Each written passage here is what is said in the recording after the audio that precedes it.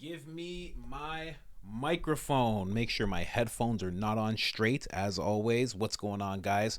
We are going to talk more about Yuval Noah Harari. Pretty sure that's how you say his name. He is basically the maniac of the World Economic Forum. if you could even, take one and call him more of a maniac than the other, I would say he's the top one, in my opinion. Klaus does the running of things, but he is like the brainchild of how far and how destructive things will be towards humanity, in my opinion. And we're going to delve a little more into a talk that I showed you guys before, where he was talking about the future masters, the people who control AI and control data and control algorithms will become the future masters of the world, which is always unsettling. But before we get into some unsettling stuff, let's get into the store. You know about this store already. Sold Not For Sale store. Boom. You see it here. We got hoodies. We got shirts. We got t-shirts. It's hot outside, yet I'm still wearing a sweater. I know. I'm a confusing person. We got women's V-necks. We got a mug. We got kid sizes now. Look out for those kid sizes. We got men's tank tops and women's tank tops because, again, it's hot outside. Maybe you want to wear it when you're working out. Whatever you feel, wherever you feel you have to let people know that your soul's not for sale, you can just jump on that. We got the 10% code that's coming up at the end of this episode and will be in the comment section. Give it a like when you see it. And let's you already know, every sale helps us fight against demonetization, the limiting of revenue, all of that stuff that they constantly do to us for no apparent reason. And let's face it, I keep saying no apparent reason. We know why. It's what I talk about. But, I can't stop talking about what I talk about, so it's going to keep happening, I guess. So let's get into the video. Now, what I'm going to show you guys is going to be him talking about digital dictatorships. And then also he's going to move into a subject that sounds pretty familiar to me. But the way that he's phrasing these things, the way that he's talking about it like it's technology and hacking, he's making it sound much different. It's almost like they've put a new dress on the same person. We've met this person before. We know this person. And we're going to talk about it as we get into the episode. It's going to be a little later in here.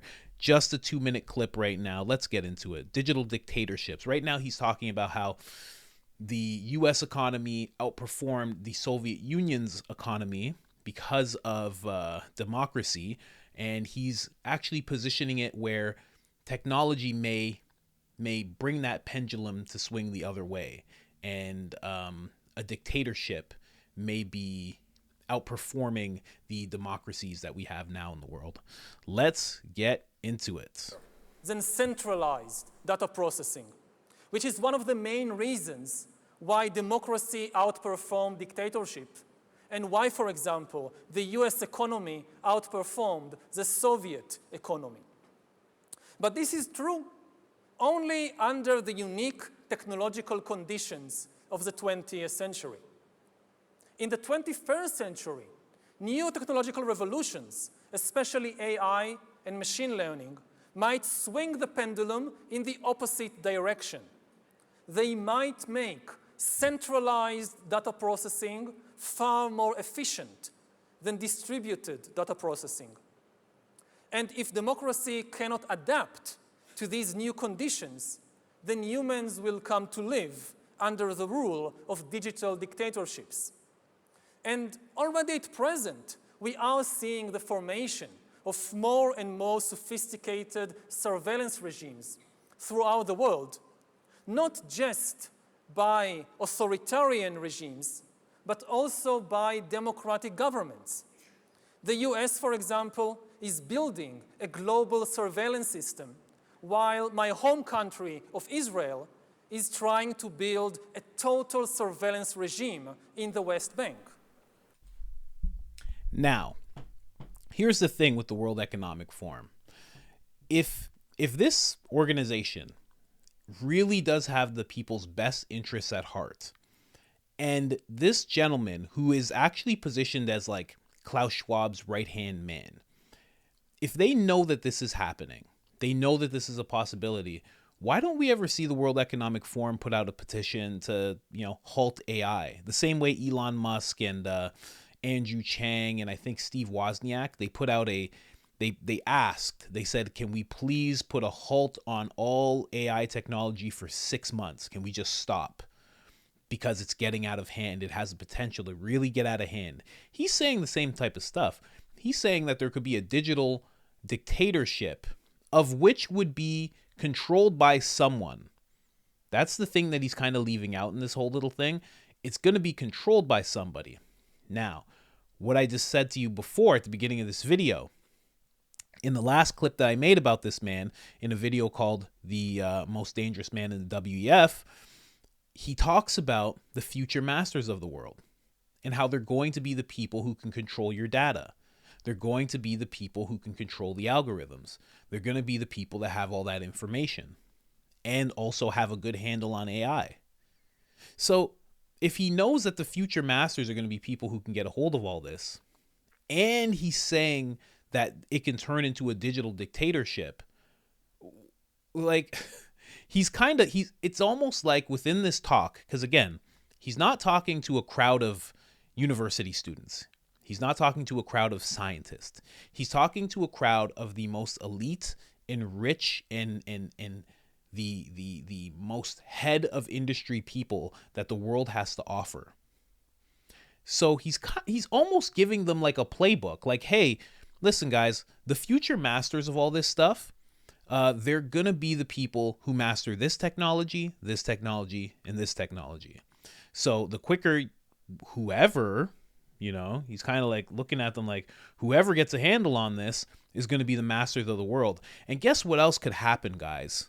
And this is a big oh no for me. There's going to be a digital dictatorship. Oh no. It's like he's giving them the playbook and he's almost framing it like as if he's just talking to like whoever, like, oh, this might happen if someone does this, It's like if I look at you and I say, well, maybe I have a gift for you. And I'm like, well, if someone goes downstairs and opens a box with a red bow on it, there might be a car outside that's just for them. And then you go to the box and there's a key. And it's like, he's kind of handing them the key here. So he's going to go into something else right now that, again, sounds very familiar to me. And you guys can tell me if I'm wrong, right? But yeah, let's listen. But control of data might enable human elites to do something even more radical than just build digital dictatorships. By hacking organisms, elites may gain the power to re-engineer the future of life itself. Because once you can hack something, you can usually also engineer it. And if indeed we succeed in hacking and engineering life, this will be not just the greatest revolution in the history of humanity. This will be the greatest revolution in biology since the very beginning of life 4 billion years ago. For 4 billion years, nothing fundamental changed in the basic rules of the game of life. All of life, for 4 billion years, dinosaurs, amoebas, tomatoes, humans, all of life was subject to the laws of natural selection and to the laws of organic biochemistry.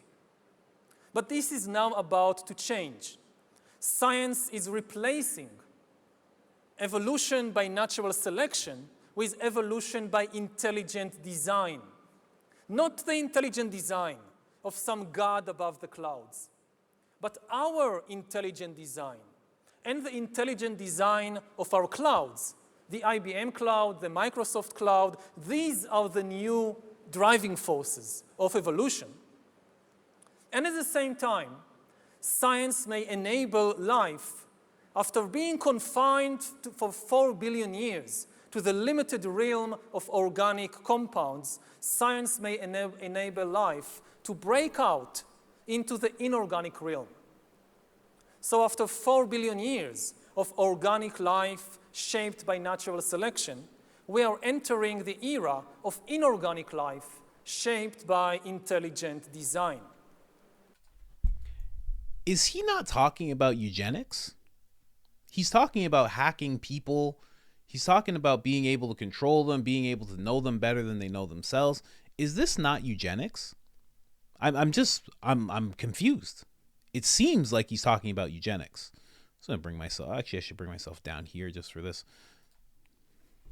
So eugenics is a scientifically erroneous and immoral theory. Well, at least Google has the wherewithal to say that, and they highlighted that as well. That's great. Immoral theory of racial improvement and planned breeding. Is he not saying that with like more flowery wording? He's talking about being able to like for 4 billion years, it's not about natural selection anymore. It'll be about intelligent design. Did these people who were eugenics not think that what they were doing was intelligent design? When they were trying to, you know, breed out, whether it be black people or deformations or sterilizing native people, whatever it was that they were doing all sorts of stuff towards this. I mean, some people even say that this is the movement that caused the Holocaust, because a lot of the tests that they were doing, a lot of the things they were doing, they're trying to get rid of a certain people. Like that was the basis of it. And the tests they were doing weren't just random mad scientist tests. It was tests in eugenics. How can we improve certain things? How can we break down certain things? And they were using those people, sadly, as their guinea pigs. And, you know, the whole world took notice and understood that was a terrible thing to do. I don't know. Maybe I'm wrong. But it sounds like he's touching on eugenics right now. And I wouldn't put it past this guy. This guy seems like, again, I know I've said this before, it's like there's no regard for human life here. You know, even to say, just saying like no God and not some God in the clouds type of thing. Like, you know, I saw somebody in the comments, they said like the hubris of this guy. And it's so true. There's so much hubris in this person, so much hubris in this organization, because again, he speaks for the World Economic Forum. He speaks to the person who runs the World Economic Forum. That's why when people often ask, like, how is Klaus Schwab so bad? And what kind of power does he have? Well, it's like he's gathering people like this, and they're having conversations about us, about how to hack us, how to control us, how to get us to the point where everything we do is completely known by them. It's, I don't know, man. Absolutely wild. There's another 15 minutes to this talk, so I'm probably going to grab another like 2 clips out of it, because apparently he talks about the future of life, data protection, digital dictatorships again. You know, like it's just like ridiculous. How long is the digital dictatorship thing? Maybe I'll jump over here. Let's just hear about him talk about this again. Maybe it'll be something, maybe it won't. I have not listened to this part, but now there's an interviewer talking to him. Of course, let's hear it. Democracy, we have social media. And the point was that Chinese government is using social media to not just monitor its citizens, but also act as a weather vane to gather information about what's happening in terms of public sentiment and ensure that they stay 1 inch ahead of that to stop any explosions. Do you see China as a place where this type of digital dictatorship is most likely to emerge? Well, I don't know. As I said, as I gave examples, you have cases in the West. And I know maybe best about my own country, that Israel is building a real total surveillance regime in the West Bank, which is something we haven't seen anywhere, almost anywhere in history before, of really trying to follow every place, every individual. And we still haven't crossed the critical watershed of the biometric sensor. Whether it's in the US, in Israel, in China, it's still social media. It's still my mobile phone. It's still where I go, what use I make of my credit card. We still don't really have the technology to go inside, but we are maybe 5 years, 10 years away from having the technology. So maybe to give an extreme example, let's say you live in North Korea, and you have to wear this bracelet, which constantly monitors what is happening inside your body. And you walk into a room, and you see the picture of the dear leader on the wall, and the bracelet can know what is happening to your brain, to your blood pressure, as you see this picture. So this really, what is meant by a digital dictatorship. I mean, it makes 1984 sound positively... Child's play. Child's play, Yeah. exactly. You say you... He's 1984 like Child's Play. So, yeah, that's him talking more about digital dictatorships. And here's the thing that I notice about what he's doing. He keeps phrasing it, or he keeps positioning these things that are happening as, let's say, in North Korea, you know? They bring up China. He's like, oh, I don't know what's going on in China, but let's compare it to North Korea instead, you know? He'll bring up the U.S., which they're trying to slowly destroy from the inside out. He'll bring up the U.S., no problem. Oh, you see, they're kind of doing it already, you know? And then, again, he goes to North Korea and talks about this bracelet and everything. You know, somebody did something very similar to this. The gentleman who created MK Ultra. I wish my wife was here because she has all the notes on it, MK Ultra. But one thing that this gentleman did when he created MK Ultra is that he said it in front of a crowd, right? He told them about the experiments that are being done, the severity of them, everything like that. And their plan to control minds this way, right? Through drugs, through torture, through all these very extreme measures. And instead of him saying, we are doing this, he said, that's what Russia's doing. He said, hey, let me tell you about what Russia's doing. And why he did this was so he could see the reaction of the crowd. He wanted to see how disgusted they would be with this type of behavior, if at all. Because if they weren't at all, well, then he could just be like, okay, you know, he was kind of testing the waters. So let me just tell them that Russia's doing it. If they have a big problem with Russia doing it, then I won't let them know that we're doing it as well.